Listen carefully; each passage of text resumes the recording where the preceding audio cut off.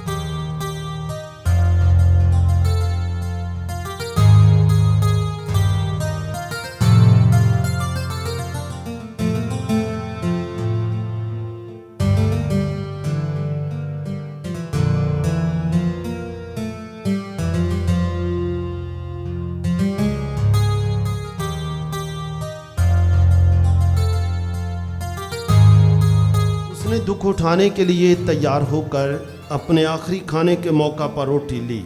उसने शुक्र किया, रोटी तोड़ी और ये कहकर अपने शागिर्दों को दी कि तुम सब इसमें से लो और खाओ, ये मेरा बदन है जो तुम्हारे लिए दिया जाएगा।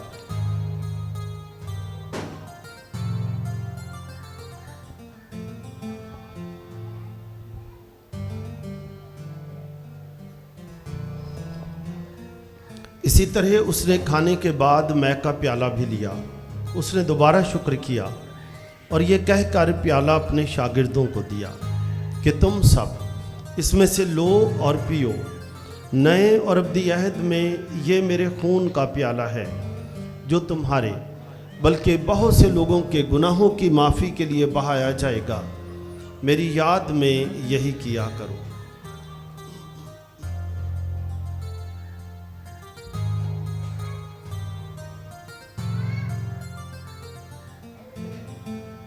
अजीज़ों, ये है खुदा का बर्रा जो जहाँ के गुनाहों को उठा ले जाता है।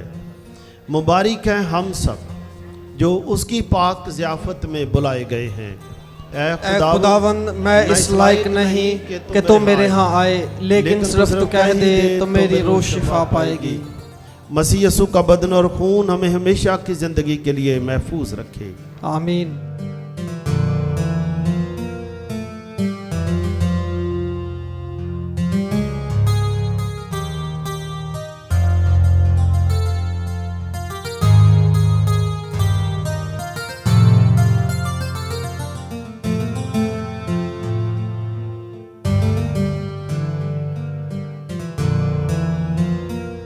आपके साथ हो। खुदावंद आपको बरकत दे और आपकी हिफाजत करे। खुदावंद आप पर अपने चेहरे का नूर चमकाए और आप पर रहम फरमाए। खुदावंद अपना चेहरा आपकी तरफ मुतवज्जे करे और आपको सलामती बख्शे। और कादिर मुतलक खुदा आप सबको बरकत दे, बाप और बेटे और रूहुल कुद्स के नाम से आमीन। इबादत हो चुकी है, सलामती से जाएं।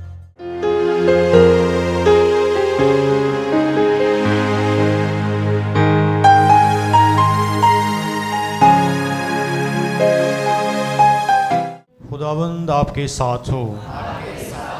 हमारे लिए यीशु मसीह की खुशखबरी मुकद्दस मत्ती के मुताबिक। मुकद्दस मत्ती के मुताबिक इंजील उसके 5वें बाब की पहली आयत से।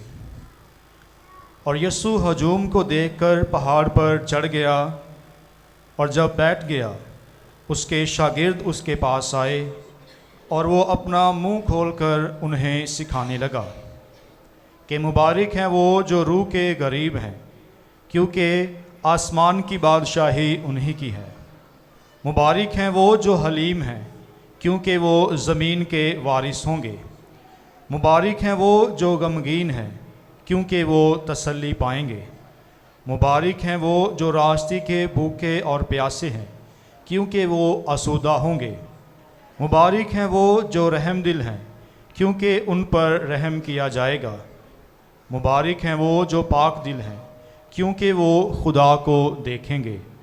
मुबारक हैं वो जो सुलह कराते हैं, क्योंकि वो खुदा के फर्जंद कहलाएंगे। मुबारक हैं वो जो रास्ते के सबब से सताए गए, क्योंकि आसमान की बादशाही उन्हीं की है। मुबारक हो तुम जब मेरे सबब से लोग तुम्हें लान तान करें और सताएं, और हर तरह की बुरी बातें तुम्हारी निस्बत नाहक कहें।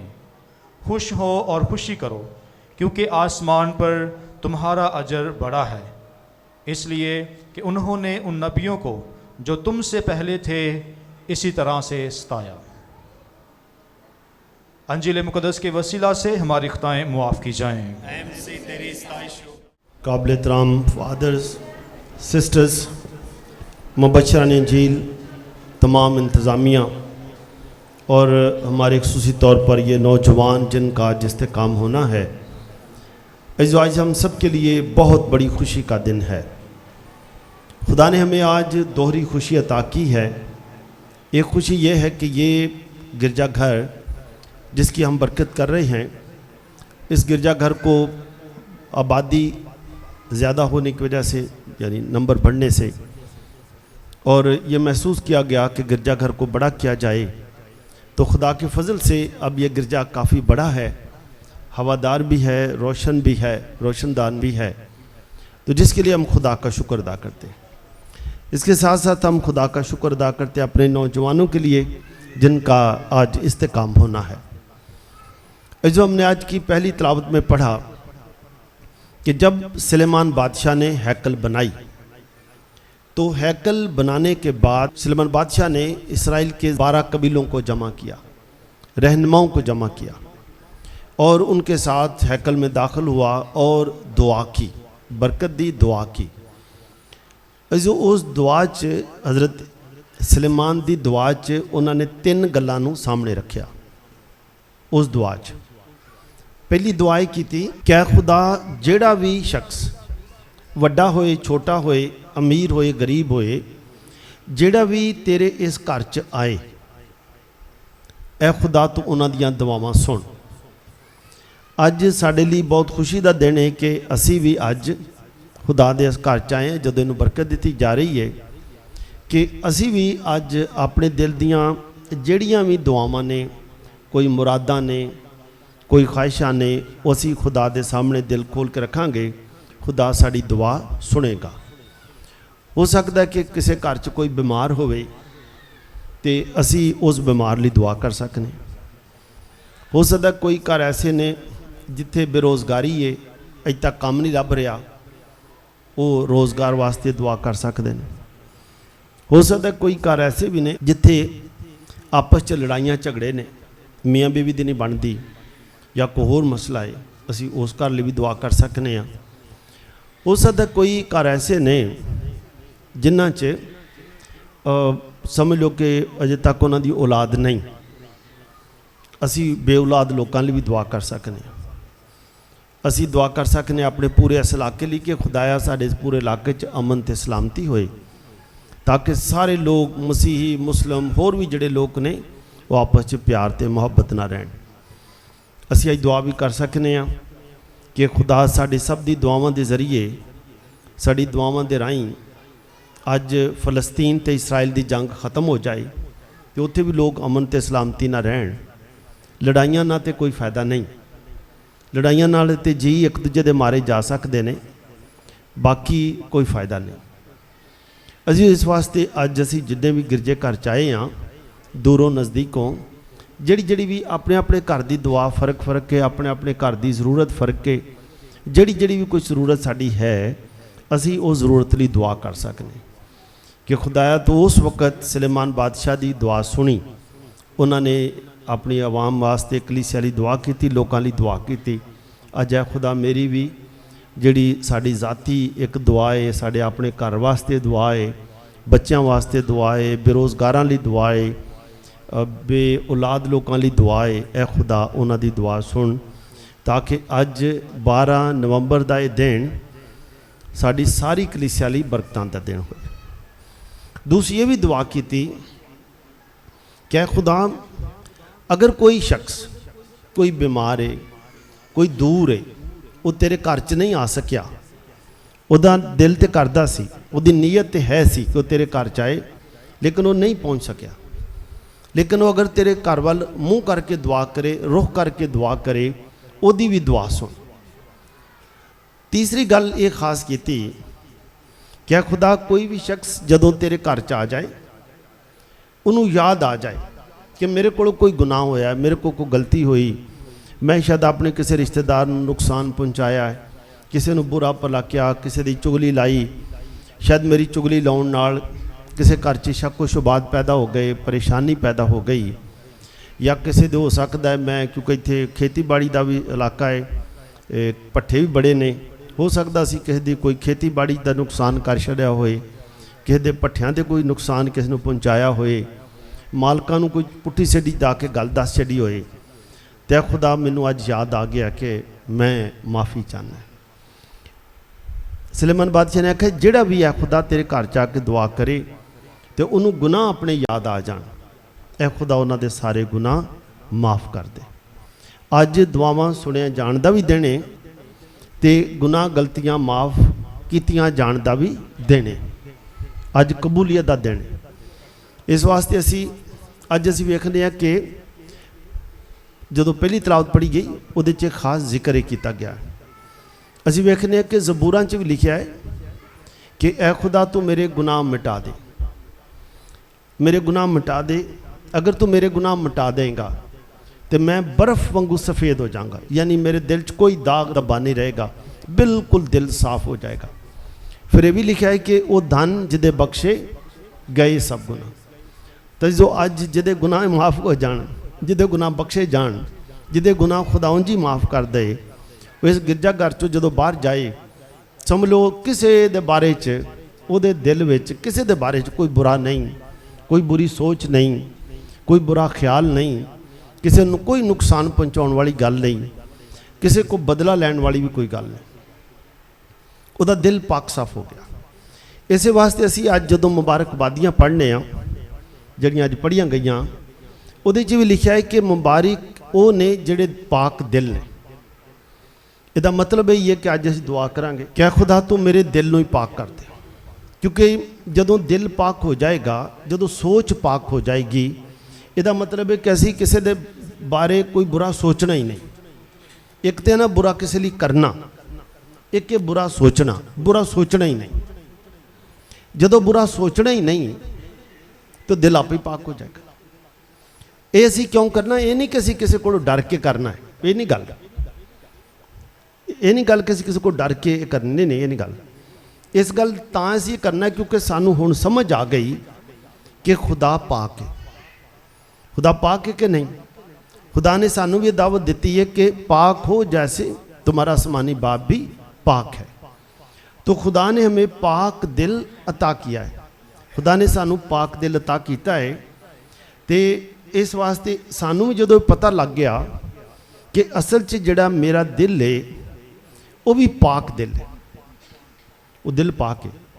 तो पाक दिल चों फिर पाक चीज़ां ही तां आउणगियां ना, जिवें असीं कोई बूटा लाउने गुलाब का या असीं लाउने कमाद का, तो कमाद के बूटे चों गन्ने ही निकलणगे ना, तो जे गुलाब का लावांगे तो चों गुलाब के फुल ही निकलणगे। तो जे असीं अपने दिल च हुण ठीक है दिल नूं पाक साफ कर लिया है, तो इहदे च प्यार ते मुहब्बत ते इज्जत, दूजिਆਂ ਦੀ इज्जत एहतराम का पौधा ला लिया है, तो फिर अपने दिल चों प्यार ते मुहब्बत दी गल्लां बाहर होणगियां ना। इस वास्ते यसू मसीह ने कहा मुबारक वो ने जिहड़े पाक दिल ने। जदों असीं पाक दिल हो गए, इसदा मतलब किसी के बारे च बुरा सोचना ही नहीं। दिल च कदी कदी हो सकता ख्याल आ ही जाए, लेकिन सोचना ही नहीं, फिर उन्होंने ख़त्म करना। अजीज़ो असी फिर सुबह उठ के जिवें सुबह उठे ਅਸੀਂ ਵੇਖਿਆ ਕਿ ਖੁਦਾਇਆ ਸੂਰਜ ਨਿਕਲ ਆਇਆ ਤੇ ਤੇਰਾ ਸੂਰਜ ਜੋ ਪਤਾ ਨਹੀਂ ਕਿੱਥੋਂ ਨਿਕਲਿਆ, ਸਾਰੀ ਦੁਨੀਆ ਨੂੰ ਹੈ ਖੁਦਾ ਤੇਰਾ ਸੂਰਜ ਰੋਸ਼ਨੀ ਵੀ ਦੇ ਰਿਹਾ ਹੈ, ਫਸਲਾਂ ਨੂੰ ਤਪਸ਼ ਵੀ ਦੇ ਰਿਹਾ ਹੈ, ਫਸਲਾਂ ਵੀ ਉੱਗ ਰਹੀਆਂ ਨੇ ਤੇ ਖੁਦਾਇਆ ਸਭ ਕੁਝ ਤੇਰਾ ਹੈ। ਖੁਦਾਇਆ ਦੁਆ ਕਰਨੇ ਆ ਸਾਰੀ ਦੁਨੀਆ ਨੂੰ ਰਿਜ਼ਕ ਦੇ, ਤੂੰ ਰਾਜ਼ਕ ਕੇ ਸਭ ਨੂੰ ਰਿਜ਼ਕ ਦੇ, ਸਭ ਨੂੰ ਬਰਕਤਾਂ ਅਤਾ ਕਰ। ਤੇ ਐ ਖੁਦਾ ਮੈਂ ਦੁਆ ਕਰਨਾ ਸਾਨੂੰ ਵੀ ਰਿਜ਼ਕ ਦੇ, ਸਾਰੀ ਦੁਨੀਆ ਨੂੰ ਰਿਜ਼ਕ ਦੇ। ਜਿਨ੍ਹਾਂ ਨਾਲ ਸਾਡੀ ਨਹੀਂ ਬਣਦੀ, ਹੋ ਸਕਦਾ ਸਾਡੇ ਇੱਧਰ ਮਹੱਲੇ 'ਚ ਆਏ ਲੋਕ ਨੇ ਜਿਨ੍ਹਾਂ ਨਾਲ ਨਹੀਂ ਬਣਦੀ, ਉਹ ਕਿਸੇ ਮਾਮੇ ਚਾਚੇ ਤਾਏ ਨਾਲ ਨਹੀਂ ਬਣਦੀ, ਤੇ ਪਹਿਲਾਂ ਤਾਂ ਅਸੀਂ ਆਂਦੇ ਦੱਸਿਆ ਕਿ ਇਹਨਾਂ ਦਾ ਕੋਈ ਨੁਕਸਾਨ ਹੋ ਜਾਏ ਤਾਂ ਚੰਗਾ ਹੈ, ਹੋਰ ਨਹੀਂ ਤਾਂ ਇਹਨਾਂ ਦੀ ਬਿਜਲੀ ਕੱਟੀ ਜਾਏ ਤਾਂ ਫੇਰ ਵੀ ਠੀਕ ਹੈ।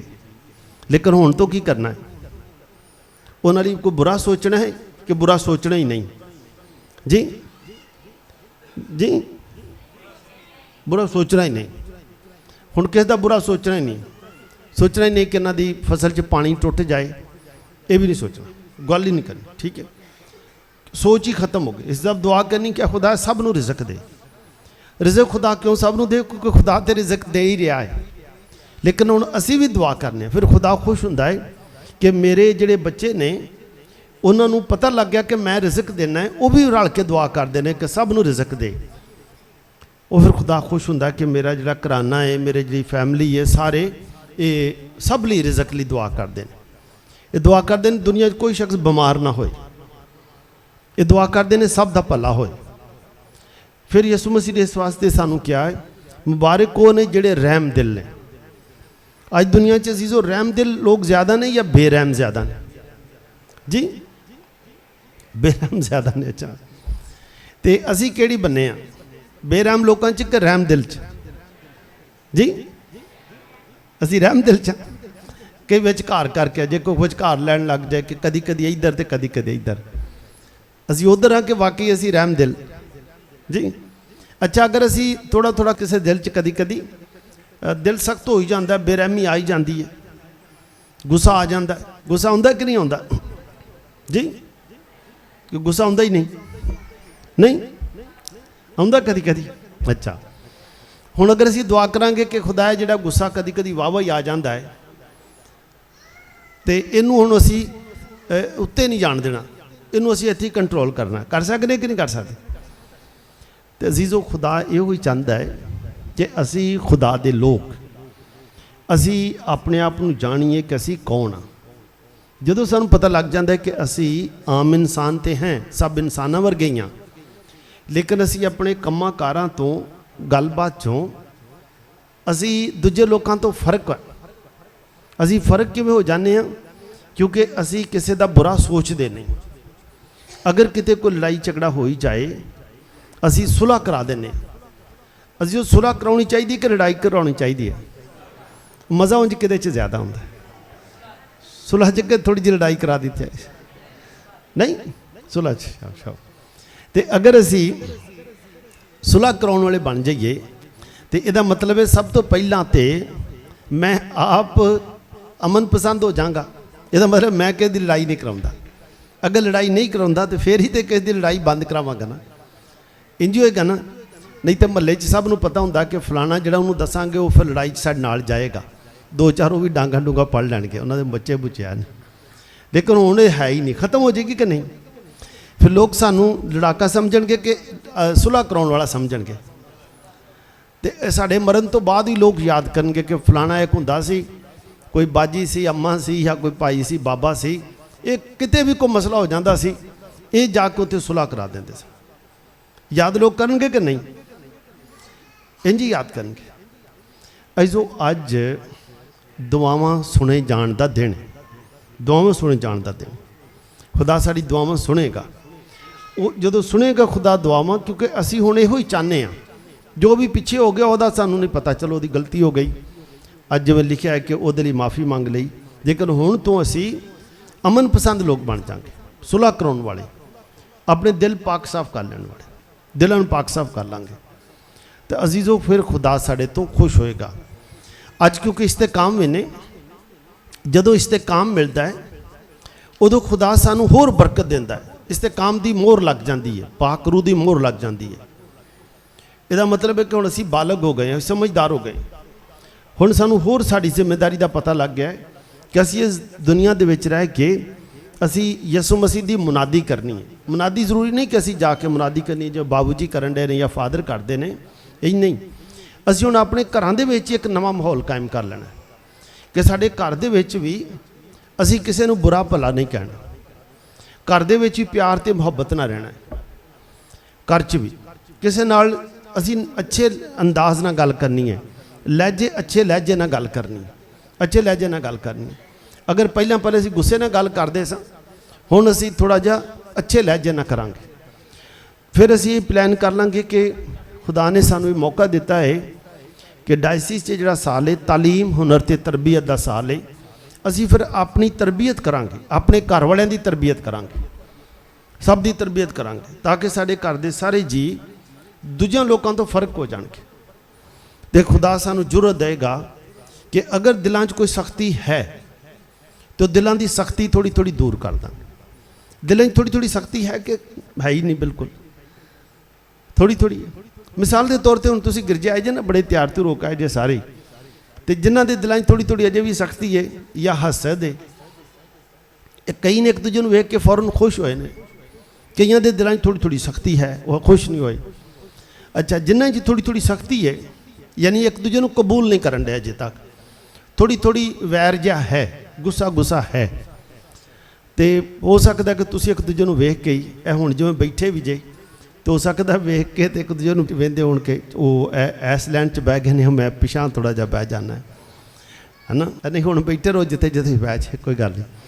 तो थोड़ी थोड़ी है गल, तो जदों असीं ये तां है क्योंकि अजे थोड़ी थोड़ा अजे दिल च गुस्सा जिहा है, अजे थोड़ी थोड़ी गल है कि इनू थोड़ा जिहा सबक सिखाउणा सी, तो टाइम नहीं मिलन दिया है ना, तो टाइम मिलिया तो फिर सही। तो टाइम किस दिन कढ़ना है कि नहीं कढ़ना, कि हुण कढ़ना ही नहीं टाइम, जरूरत है कि नहीं, नहीं। अच्छा, हुण बदला लवांगे कि खुद ही बदल जावांगे जी, खुद बदल जाएंगे अच्छी गल। अजीज़ो फिर जदों असीं खुद ही बदल जाएंगे, फिर बदला लैण की कोई गुंजाइश रह जाएगी कि नहीं, ख़त्म हो जाएगी। वेरी गुड फाजी, आपकी कलीसिया तो बहुत अच्छी कलीसिया है, वेरी गुड। अच्छा, फिर दिलों च जिहड़ी थोड़ी बहुत सख्ती है वो भी ख़त्म हो जाएगी।